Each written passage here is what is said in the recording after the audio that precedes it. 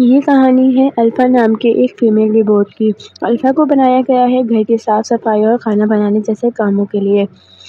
लेकिन घर की नौकरानी अल्फ़ा को बिल्कुल भी पसंद नहीं करती क्योंकि वो धीरे-धीरे उसकी नौकरी खा रही थी। जब भी अल्फ़ा घर पे अकेली होती तो वो नौकरानी उस रोबोट को डाँट कर घर के काम करने से मना कर देती।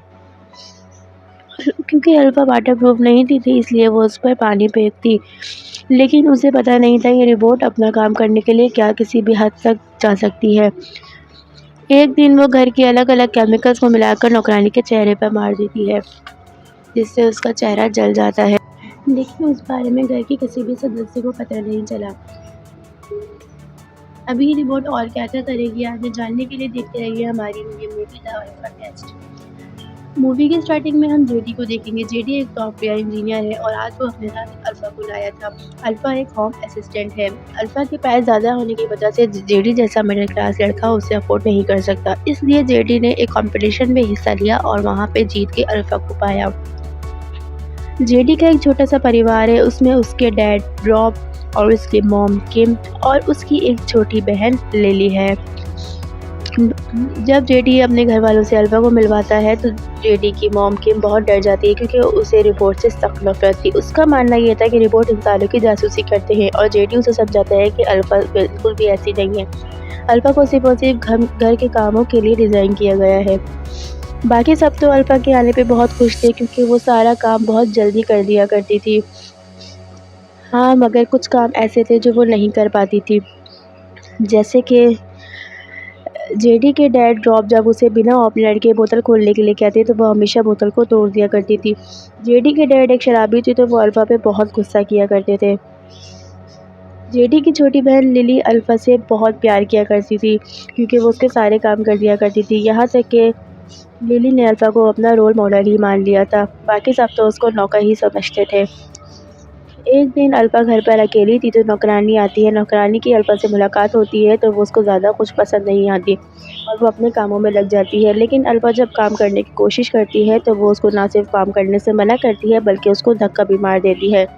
लिली ये सब करते हुए नौकरानी को देख लेती है और उसको ऐसा दोबारा ना करने के लिए मना करती है। लिली अल्फा से बहुत मोहब्बत करने लगी थी और उसको समझाती है कि अगर तुम्हारे साथ ऐसा कोई बिहेवियर करे तो उसको मुँह तोड़ जवाब दो। लिली को बिल्कुल भी अच्छा नहीं लगता अल्फा के साथ जब ऐसा बिहेवियर होता है क्योंकि स्कूल में उसके साथ बच्चे भी इस तरह से बिहेवियर किया करते थे। लिली अल्फा को बताती है कि जब उसके भाई की अच्छी कंपनी में जॉब लगी तो उसके घर वालों ने उसे ताना मारना शुरू कर दिया। अल्फा लिली को बोलती है कि एवरेज होना कोई बुरी बात नहीं है। एक रात अल्फा देर रात को घर की सफाई कर रही थी तो जेडी की मॉम किम ने समझा कि वो घर की जासूसी कर रही है। वो स्टोर में लेके जाके अल्फा की आंखों पे पट्टा बांध के उसको सुला देती है। लिली की जब आँख सुबह खुलती है तो वो अल्फा को अपने पास ना पाती है। उसको कॉफ़ी बनाने का कहती है, देखती है अल्फा नहीं है। वो अपने भाई जेडी के पास जाती है। जेडी अल्फा को जीपीआरएस से ट्रैक करता है तो वो दोनों उनको स्टोर में मिलती हैं। जेडी की बड़ी मुशक्क़त से अल्फा को अपने रूम में ले आता है। जेडी और उसकी बहन लिली को ये उसकी माँ का बिहेवियर बिल्कुल भी पसंद नहीं आता। अल्फा और लिली घूमने के लिए जाते हैं और लिली उसको समझाती है कि आइंदा तुम्हारे साथ कोई भी ऐसा बिहेवियर करे तो उसको मुँह तोड़ जवाब देना है, क्योंकि लिली के साथ भी बच्चे ऐसे ही किया करते थे और लिली कुछ भी नहीं कर पाती थी। लिली उसको बताती है कि कुछ साल पहले उसकी मॉम की एक फ्रेंड की कार एक्सीडेंट में डेथ हो गई थी। इसकी वजह से मॉम को टेक्नोलॉजीज़ और कार रोबोट से बहुत सख्त नफरत है। जेडी और उसके डैड मूवी देख रहे थे। वो दोबारा अल्फा को बोतल बिना ओपनर के खोलने के लिए कहते हैं, लेकिन अल्फा दोबारा बोतल को तोड़ देती है। जेडी के डैड अल्फा पे बहुत गुस्सा करते हैं। जेडी अल्फा की प्रोग्रामिंग में कुछ बदलाव लाता है ताकि अल्फा अगली दफ़ा बोतल को हल्का झटका मारे और जेडी के डैड रॉब उसके हाथों से खेल रहे थे। अल्फा को ये बात बिल्कुल भी पसंद नहीं आती और वो कहती है आप मेरी इंसल्ट कर रहे हैं। जेडी समझ गया था कि लिली उसको कुछ उल्टी सीधी बातें सिखा रही है। एक दिन अल्फा घर पर अकेली होती है और घर के कामकाज में मसरूफ़ होती है, लेकिन नौकरानी को ये बात बिल्कुल पसंद नहीं आती और उस पर वो चीखती चिल्लाती है। अल्फा को बहुत गुस्सा आता है और बहुत बुरा लगता है। अल्फा घर के सारे केमिकल्स को एक साथ जोड़ के उस नौकरानी के मुंह पर मार देती है, जिससे उसका चेहरा बुरी तरह से जल जाता है। इतनी बेरहमी से अल्फा उसका चेहरा जलाती है और फिर उसके बाद अल्फा एक प्रेस को उठाकर उसके चेहरे को दबा देती है, जिससे उसका चेहरा के 2 टुकड़े हो जाते हैं। अल्फ़ा को ये बात नहीं मालूम थी।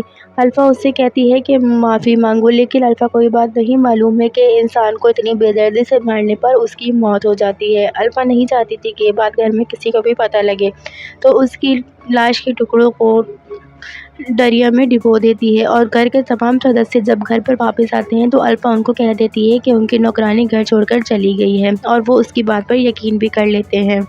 एक दिन अल्फ़ा और लिली कार की धुलाई कर रहे थे। लिली उसको दोस्ती के बारे में समझाती है। अल्फ़ा के लिए कॉन्सेप्ट बिल्कुल नया था। वो उसके बारे में रिसर्च करती है और जेडी के पास जाती है और कहती है कि क्या तुम मेरे दोस्त बनोगे? जेडी के लिए वो सिर्फ एक रिपोर्ट थी और उसकी नज़र में उसके कोई इमोशंस नहीं थे। अल्फ़ा सैड होकर वहाँ से वापस आ जाती है। जेडी की मॉम किम उसको अपने दरवाजे के बाहर देखकर समझती हैं कि वो उनकी जासूसी कर रही है। वो तो बड़ी बेरहमी से उसको जाके गैरेज में बंद कर देती है। सुबह जेडी की मॉम किम अपनी कार की चाबी ढूंढ रही होती है जो कि अल्फ़ा को मिल जाती है और उनको दे देती है, बल्कि चाबी अल्फ़ा नहीं छुपाई थी ताकि वो इनको इम्प्रेस कर सके,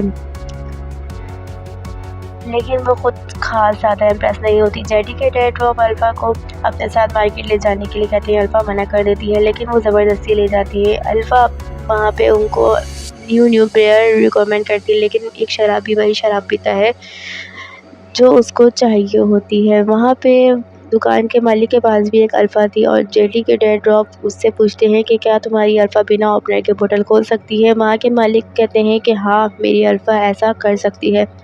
जेडी के डैड रॉब अल्फ़ा को कहते हैं कि तुम भी बिना ओपनर के बोतल खोल के दिखाओ। अल्फ़ा मना करती है क्योंकि अल्फ़ा को ये बात मालूम है कि अगर उससे कोई गलती हुई तो उसको डांट पड़ेगी।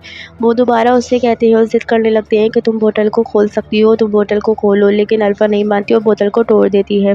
जेडी के डैड ड्रॉप कार में आकर अल्फ़ा पे बहुत गुस्सा करते हैं और उसको बेरहमी से डांटते हैं और चमाट भी मार देते हैं। अल्फ़ा को ये बात बिल्कुल पसंद नहीं आती और वो लिली से कहती है कि मुझे अपना बदला लेना है। लिली को पहले ये बात बेतुकी सी लगती है, लेकिन उसके बाद फिर वो उस बात से सहमत हो जाती है। अल्फ़ा रात के पहर जब सब सो जाते हैं तो सारी बियर की बोतलें जमा करती है और सारी बोतलों को फेंक देती है, जिससे एक बोतल टूट जाती है और वो समझते हैं कि घर में कुछ चोर घुस आया है। अपने गन लेके आते हैं और गलती से अल्फ़ा को शूट कर देते हैं। अल्फ़ा सबसे माफ़ी मांगने लगती है, लेकिन सब उस पर चिल्ला रहे होते हैं। अल्फ़ा को ये बात बहुत बुरी लगती है और अपने आप को कमरे में जाकर बंद कर लेती है और कहती है मैं किसी भी काम की नहीं हूँ, और गुस्से में आकर अपने प्रोग्रामिंग बिगाड़ लेती है। वो सारे अपने प्रोग्राम बिगाड़ लेती है। फिर वो जेडी को कहते हैं कि तुम सुबह ठीक कर देना।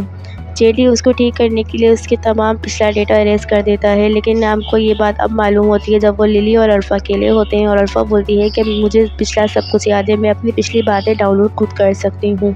अल्फ़ा जेडी की मॉम के पास जाती है और कहती है कि मुझे और लिली को कोई अलग नहीं कर सकता, हम दोनों एक बहुत अच्छी दोस्त हैं। किम बहुत डर जाती है उसकी इस बिहेवियर से और कहती है कि ठीक है, मैं भी तुम्हारा साथ हूँ, मैं भी तुमसे दोस्ती करना चाहती हूँ, तुम मेरे साथ दरिया पे चलो। जेडी की मॉम किम एक गन्स उठाती हैं और वो चाहती है कि वो अल्फ़ा को मार डालें। जेडी की मॉम किम अल्फ़ा को गिलास में लेके जाके उस पे शूट कर देती हैं और उसको मार देती हैं, लेकिन ये वो बात नहीं जानती थी कि अल्फ़ा मरी नहीं है। वो आगे की तरफ भागती हैं, लेकिन अल्फ़ा उनके पीछे पीछे हथियार लिए आ रही होती है। अल्फ़ा उन पे हथियार से हमला करती है तो वो अल्फ़ा का हथियार छीनकर उसको मारने लगती हैं और उसकी सारी प्रोग्रामिंग को बिगाड़ देती हैं और अल्फ़ा को पकड़ के एक तालाब में फेंक देती हैं। अल्फ़ा की सारी प्रोग्रामिंग बिगड़ जाती है।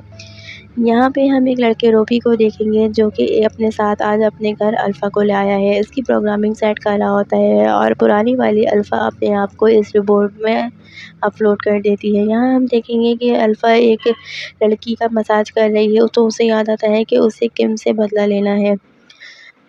जब वो जाने लगती है तो वो लड़की उसे बेवकूफ़ रोबोट कह के पुकारती है और कहती है कि वापस आओ। अल्फ़ा वापस आके उसका मसाज करना शुरू करती है और उसे भी जान से मार देती है।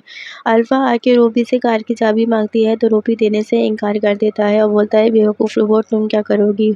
अल्फ़ा उसे भी बोतल से मार देती है। यहाँ पे जेडी की मॉम किम बहुत डरी हुई थी। जब वो नहाने के लिए जाती हैं तो दरवाज़े की बेल बजती है और जेडी के डैड ड्रॉप जाते हैं। उन्हें सिर्फ अल्फ़ा की आवाज़ सुनाई देती है, लेकिन दिखाई नहीं देती। वो पीछे से अल्फ़ा उस पर हमला कर देती है और उसको बेरहमी से मार देती है। जेडी की मॉम किम जब वॉशरूम से वापस आती हैं तो देखती हैं कि अल्फ़ा उनका गेट पर इंतज़ार कर रही है। वो बहुत डर जाती हैं और अपने रूम में जाकर खुद को लॉक कर लेती हैं।